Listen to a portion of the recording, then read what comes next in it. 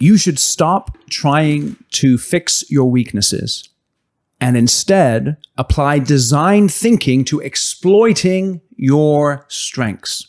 That is the conviction of John Coyle, my guest today on Construction Genius. John knows a lot about focusing on strengths because as a young man, he identified what his specific athletic strengths were and exploited those to become a world-class athlete in 2 sports and an Olympic silver medalist. So John knows what he's talking about. He also took that thinking and applied it to his business and the businesses that he's been involved in. And so this is a framework of thinking that works not just for sports, but also in business. And it works not just for individuals, but also for teams. And in our discussion today, we talk about why we're so obsessed with our weaknesses, how to separate our ego from reality when we're defining our strengths, how to narrowly define those strengths, and then how to go building our activities and our contribution around those strengths. And we apply it, again, not only to individuals, but also to teams. In the show notes, there's links to John's website, so you can go and learn more about him, and his book, which is called Design for Strengths, Applying Design Thinking to Individual and Team Strengths. And you can find that book on Amazon, so I encourage you to check that out as well. And I appreciate you listening to Construction Genius today. Enjoy my conversation with John. This is Eric Anderton, and you're listening to Construction Genius, a leadership masterclass. Thomas Edison said that genius is 1% inspiration and 99% perspiration. If you're a construction leader, you know all about the perspiration, and this show is all about the 1% inspiration that you can add to your hard work to help you to improve your leadership.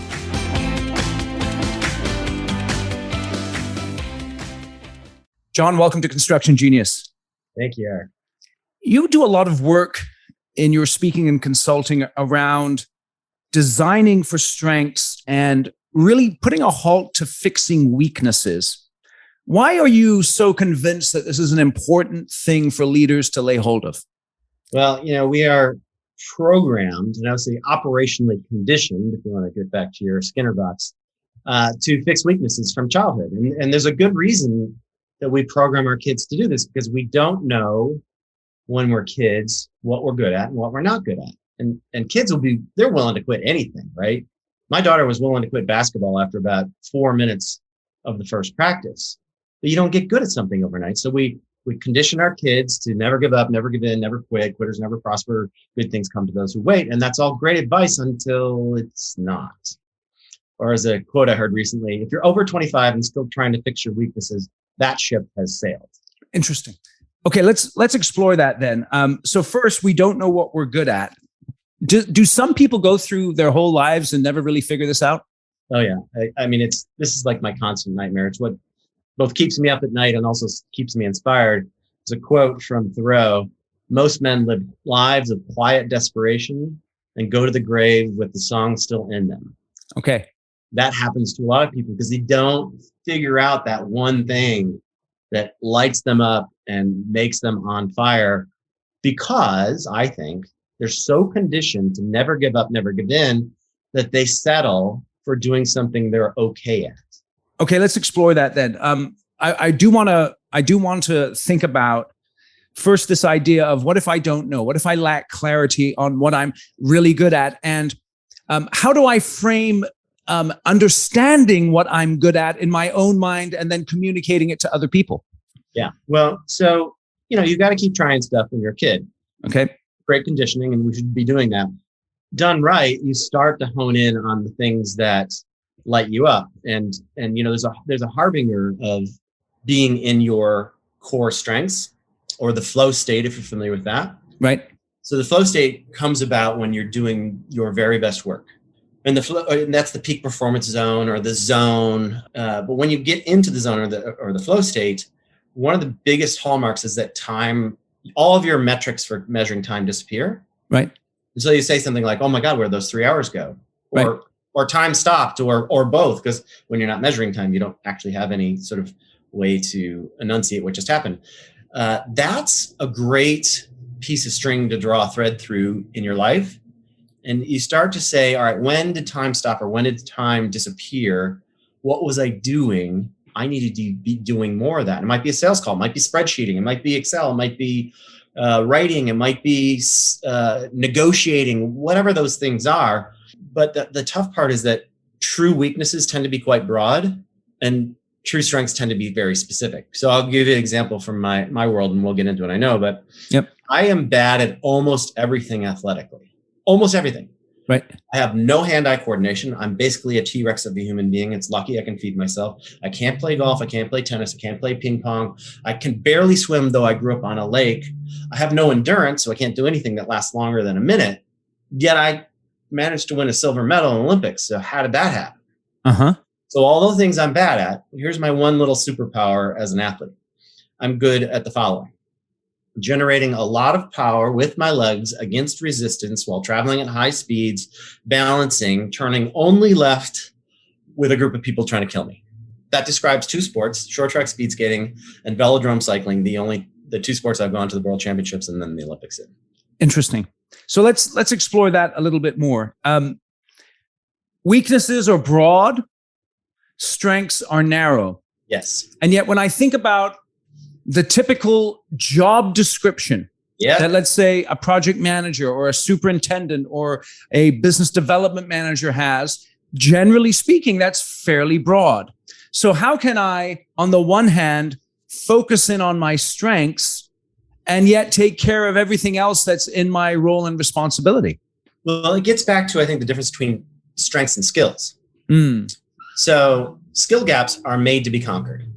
You learn a new operating system. You learn how to use Excel. You learn how to use Word. You learn how to get good at PowerPoint. Some people have a weakness in these things, but generally speaking, those are skills for most people. So you conquer skills and you move on. True weaknesses tend to be things like, I don't speak well in front of groups. Right. Or I can't handle high pressure situations, or I'm not a creative thinker. I'm a linear thinker. Like these are broader things. Right.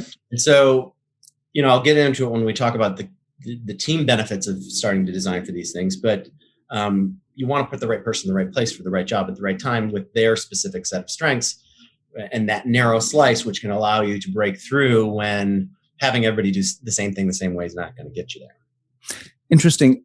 So you've got to do a lot of work to get that clarity on what you're good at. I'd like to go back to your Olympic experience. Yeah. How did you figure out that particular strength of yours? How long did that take? What was that process? Yeah. So when I was growing up, I was just fast. Right. That's all I knew. What I didn't realize, I was fast only in short distance events requiring huge, I didn't know that part.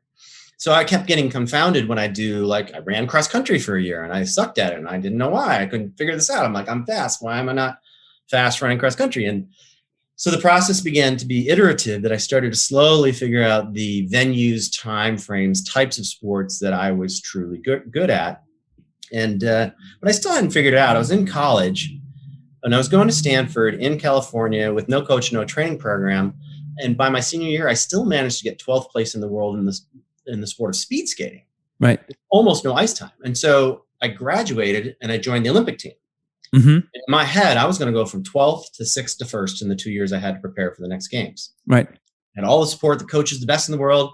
And they put me on a program of fixing my weaknesses, which, as it turns out, are many and varied. I did everything they said. And I went from 12th to 34th.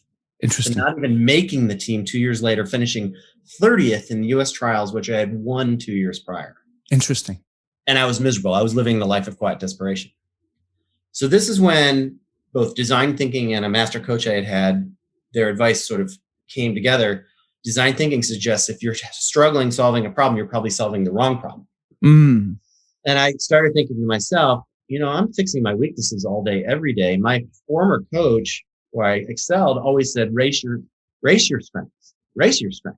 And I'm racing my weaknesses. Why am I doing that? Mm. So I quit the team, not the sport. Right. And I designed a training program and a technique that leveraged my strengths of anaerobic power. And so I tracked this all by myself for an entire year. I didn't race at all until the 1 year from that same race where I got 30th. And in my sport, by the way, the margins of victory are tiny. They're Right. 100 seconds. Yep. So even a small improvement can mean big things. So I showed up for the first race. I'm nervous. I don't know if it's going to work because I haven't had anybody time me for a year.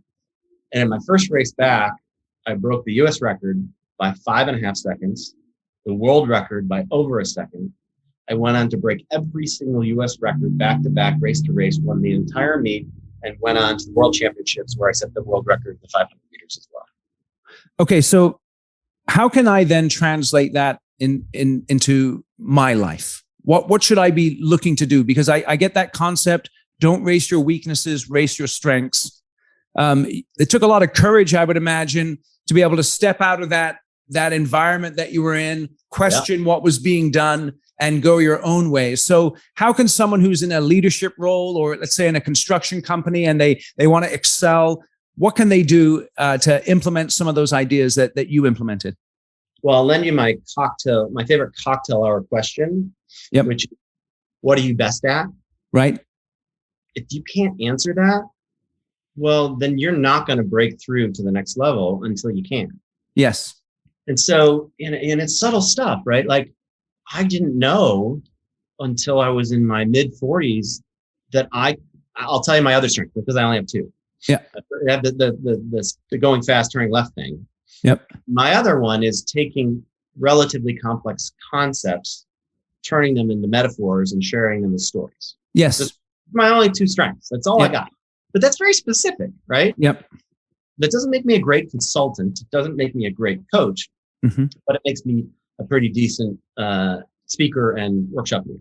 Yep. So the question is, what is your superpower when you're at work? If you don't know your superpower, you don't get to put on the cape. So even if you're in the construction business, it might be leading people in a way that leaves them inspired and wanting to do better. It might be seeing the complex construction patterns and finishing projects early or on time, or always on time, or always under budget. There's so many different facets of that. So should I trust? So for instance, as soon as you say, what is your superpower, then, there's this assessment I could take, or that assessment I could take. Should I trust assessments, or do I just need to ask myself and answer as honestly as possible a series of questions? I mean, that's one question. What is your superpower? What's another great question I might ask myself to try and narrow down what it is that I'm good at? If you're early in the phases, I'd say, take things like Myers-Briggs and StrengthsFinder and some of those. They're really blunt instruments, but they'll get you at least directionally, starting to understand. If you're a high introvert, you're not going to be probably leading a sales meeting unless you can put on a performer hat, in which case you might. I'm an introvert. Some introverts are really good in front of stages. They're just generally not good more one-on-one. Then the next step I would say is, ask yourself hard questions. What am I great at? When do I get in the flow state? What's that narrative that fits through that? And then that probably the hardest one, but maybe the best one of all, and maybe it should come last, is ask the 10 people that know you best. What are my top 5 strengths? What are my top 5 weaknesses? And here's the magic about this world is I am an anaerobic athlete. I can generate lots of power. The cost of entry for being an anaerobic athlete is I am a terrible aerobic athlete. Right. Almost every strength has a corresponding cost of an associated weakness. If you are a direct, honest person, you are also blunt and rude. If you are a big picture strategist, you're probably terrible with details. If you're creative, you're probably disorganized. If you're practical, you're probably critical. If you're detail oriented, you're probably a perfectionist. I could go on and on. The cost of entry for a true superpower is its inverse. And that's the thing you got to design around. You don't throw a big picture strategist into a PMO organization. Right. You don't. You got to use people's strengths when the appropriate time is right. And don't try to force fit a round peg into a square hole. It will never work. So that then leads us to another aspect of our conversation. Let's say I've identified my strengths as an individual. And again, I do want to make this emphasis. It's typically for most people extremely narrow, and there's one or at tops 2 things that are really a true strength. Yep. How can I take this concept that you're describing now and not only apply it to my life as a leader, but this is critical in construction, in putting together teams of in order to execute what it is that we do? Yeah, great question. I'll answer it 2 ways. I used to lead a marketing team, and there was the 28 people on the team. 8 of them were managers. The 8 managers were all marketing managers. They just had regions. They were same job, different location, same job description. Therefore, logically, I made them do the same things, right? They all had to do sponsorships, communications, promotions, research. Like they had to do the same things because that's what the job description said. And that's what was also fair. And fair really gets into this a little bit. Then I started reading about StrengthsFinder and sort of uncovering my own story. And I was like, wait a minute. I've got 2 people who are really great communicators. I've got 2 people that are really great program managers. I've got two people that are really creative. And I've got 2 people who are really good with people in general. So I rejiggered the team. This was, by the way, completely unfair and not the job description. Right. So I had 2 sponsorship managers. I had 2 PMOs. I had 2 relationship managers. I had 2 creatives that managed the ad teams. And our performance went through the roof because people got to do what they did best rather than what the job description told them to. I'll give you another example from the Olympics. We go to the Olympics. There's 4 guys on the relay team. It's the final event of the Winter Olympics. And I'm the anchor because I have the fastest lap times. And you always want to skate your fastest person last, right? Mm-hmm. Until we get there and we're skating on figure skating ice, which is soft and slow and thick. And I'm pretty big for my sport. Like Apollo was 5'6", 135 pounds. I'm 6 foot, 175 pounds. So right. I'm struggling. And so the night before the gold medal round, we sit down as a team to decide who of the 4 of us is going to skate the anchor leg. And the coach is like, well, you're out. And I already knew it. Like I couldn't do it. And then they're like, all right, Andy Gable, you have the second fastest times, but you're too big too. It's not going to work for you. Randy Bartz, you could skate on snow. It's going to be terrible. It's going to be awful. Maybe we should skate you. But Eric Flame, youngest, newest member of the team with the least experience, also the lightest with the best endurance. Eric, we're going to skate you for our anchor leg because you're the right person for this job. Right. So out there, ice is terrible. Race is just a race of atrophy. And Eric comes out for his final exchange, a big smile on his face because he doesn't get tired. Passes his way from bronze to silver, almost catches gold. Another half lap, we'd have had gold because we put the right person in with the right skill set for the right job at the right time. We hired for a diversity of experience, background, and skills. And then if we make everybody do the same thing the same way, we've just wasted all that work. So that's interesting because what you're saying there is that a team's configuration and where you place people can change from project to project or opportunity to opportunity. You know, IDEO, my mentor in college is a guy named David Kelly, and he's the CEO of a company called IDEO. They're an innovation consulting firm, and they help companies assemble what they call hot teams. Right. When there's a new project to be built, they assemble people with all the right skills for whatever that thing is. And it's level independent, which I find fascinating, right? It might be the most junior member, but if that's the right person who has inside knowledge of whatever this thing is, they should be on the team. So that's interesting. So if I'm going to be able to put together a team that exploits people's strengths, that means that I'm going to have to ask perhaps some senior people to park their egos from time to time. Right. Yeah, that's they don't decide. The person with the most insider knowledge for whatever that thing is should be the decision maker. Military has also adopted this. Yeah, that's very interesting. Very interesting. So how do I, when we're growing up and our parents sometimes, particularly if you're like a Gen Xer and you got raised by baby boomers or even the Gen Xers who are raising their own kids, they spend a lot of time praising their kids. And one of the complaints that I hear from folks is I get these people in my organization and they think they're good at everything and they've just got this massive ego. Number one, how do I separate my own ego from my actual strength? And number two, how do I help somebody else to identify those strengths and park their own egos?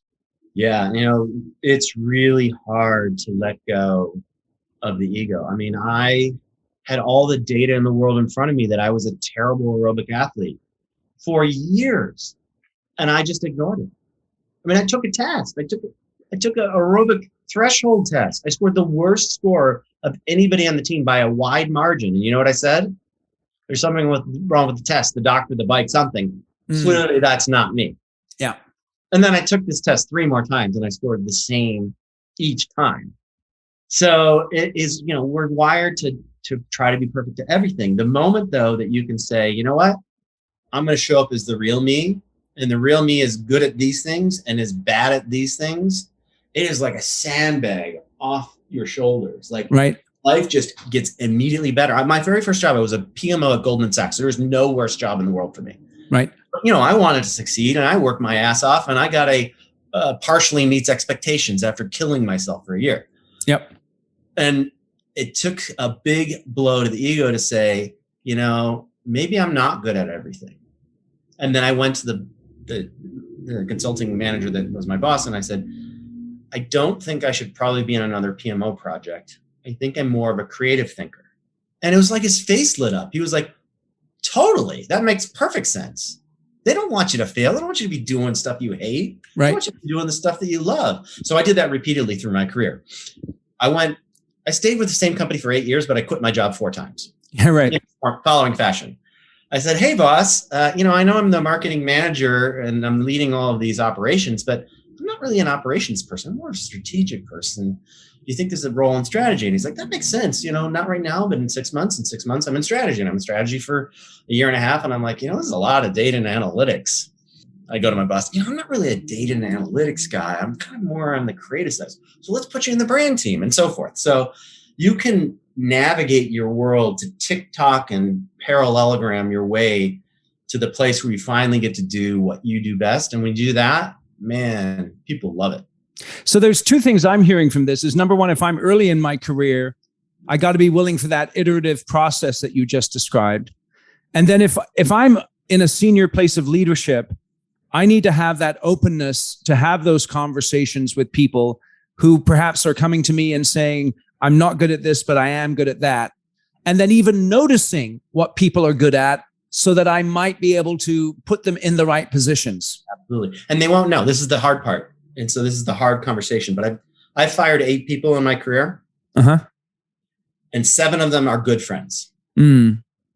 Because the conversation, I didn't do it like once, right? The conversation repeatedly was, hey, do you really think this job is a fit with your actual core skill set and native talents? And the first answer always is absolutely. I'll work harder. I'll figure it out. And then we have the conversation again in 20 days. And no, I'm still I'm committed. I'm going to make this work. And then 60 days in, they're like, I'm struggling. I admit I am struggling. And then 80 days in, they're like, you know what? Maybe this isn't a fit for me. And then we put the performance plan together. And 30 days later, they're out and they find the job that meets their expectations, and they meet their expectations, and they're happier and everybody's better off. The one person never did that, but 70 did. It's interesting, though, because many times when someone is poorly performing, it can be easy to make sort of moral judgments about them in terms of their character, thinking this person is a bad person, when in fact, they may be a very good person, except they're just in the wrong position. My experience is 80% of the time, they're just in the wrong position. 15% of the time, they've got other stuff going on we don't know about. Yeah. And 5% of the time, it's something else. Yeah. That 15%, by the way, is something to always keep in mind, because sometimes you've got those performers who they seem to fall off a cliff and you're wondering what's going on, but it's because there's some stuff happening in their lives, you know? Let me ask you this. I think this is something that people struggle with. Let's say I have a sneaky suspicion that I'm really good at something, and I may even have a particular clarity around it, and others have maybe noticed it. But what if I lack the courage to actually step out and do that thing? Yeah. You know, I'll answer with a quick story. When I left the team to train on my own, nobody wanted that to happen. I had calls from coaches, parents, skaters. I was called the wild child, the rebel, and the one that hurt the most, the non-team player. Oh, wow. And so I'm off training on my own. And this, you know, they still allowed me to be a national team member, which I don't know if that'd even be allowed these days. But so I'm off training on my own, and I'm hearing all these rumblings. So 6 weeks after leaving the team, I decided to join the team for just 1 week at Lake Placid for a training camp. Right. So I show up. And I'm trying this new technique, but I haven't mastered it yet. And I'm out on the ice with the team. We do a 2-hour session. And then after the session, as I'm putting my skate guards on, the coach skates over and he's like, hey, John, I'm sorry, but the coaches and skaters have voted and you have to go home. Right. So my own team voted me off the island. But for me, that was actually a really profound moment, because that inspired me every day after that to show up and practice on my own, because it's hard to practice on your own.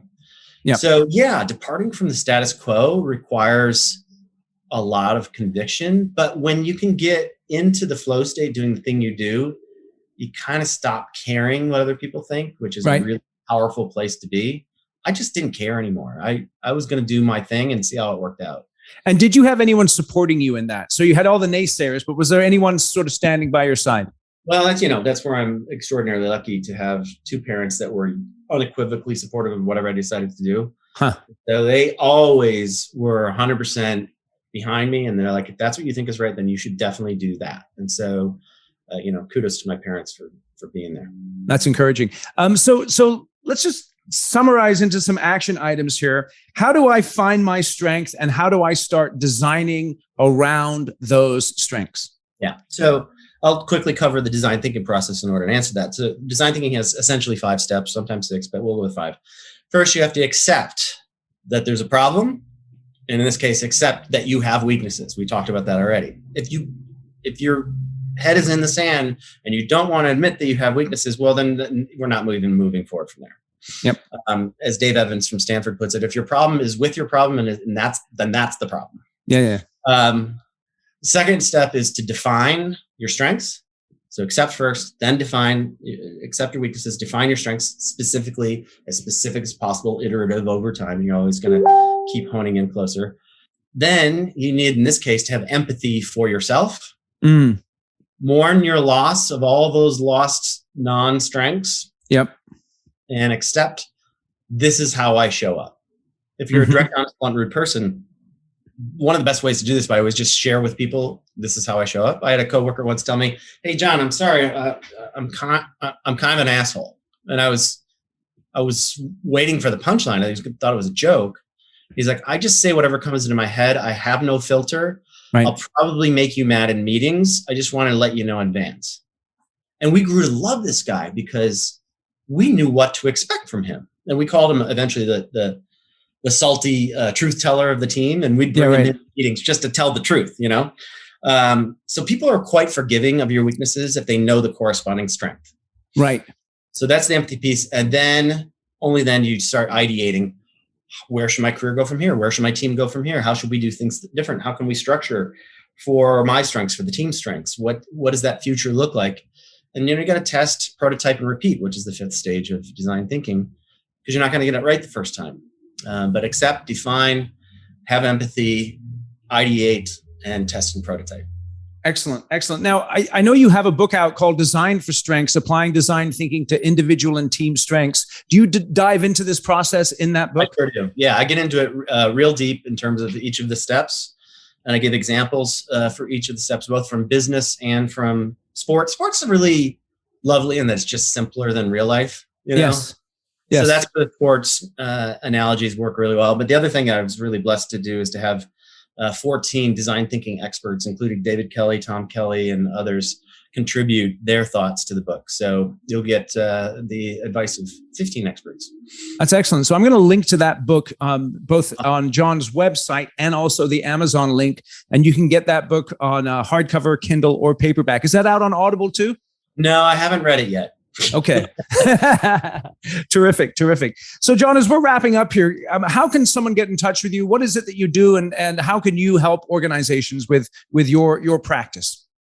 Yeah, so I essentially do keynote speeches and short workshops for a living.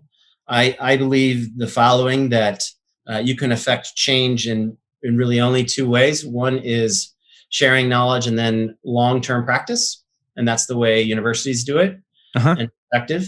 The shortcut is if you can get people engaged emotionally enough that they want to practice on their own when they learn a new concept, then you've just shortcutted the months and years of practice needed to do so, because they'll do it themselves. So it is possible in an hour keynote or a short workshop to get people engaged enough. If they believe, oh, I can do this too, then they'll change their behavior. If people really, really believe they can double down on their strengths and see increased performance, they'll do so. And so that's what I do for a living. And you can reach me at johnkcoyle.com. And my blogs and everything are there, videos there, 4 TEDx's. So yeah. That's beautiful. John, I really appreciate you coming on the show and sharing your insights with us. Yeah, great questions. Thank you for having me. Have a great day. You too. Today's episode was brought to you by the Construction Conclave. If you as a construction leader would like to develop your skills and get involved in a community of like-minded construction professionals who are focused on building healthy teams, profitable projects, and long-term successful businesses, then the Construction Conclave is for you. It's a private, invitation-only group of construction leaders that are focused on developing their leadership skills. We do training every single month online that looks at how to become a better leader in a very practical, straightforward way. We also have other events that build community and camaraderie so that you can associate with others who are interested in developing their skills as leaders. If you'd like more information and to see if you qualify for participating in the conclave, feel free to reach out to me, eric@ericanderton.com.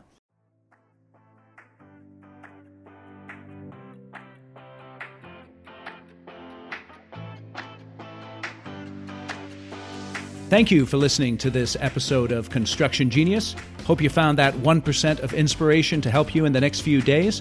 If you like the show, please give us a 5-star review on iTunes, share it with other construction leaders who you think would benefit, and thanks again for listening.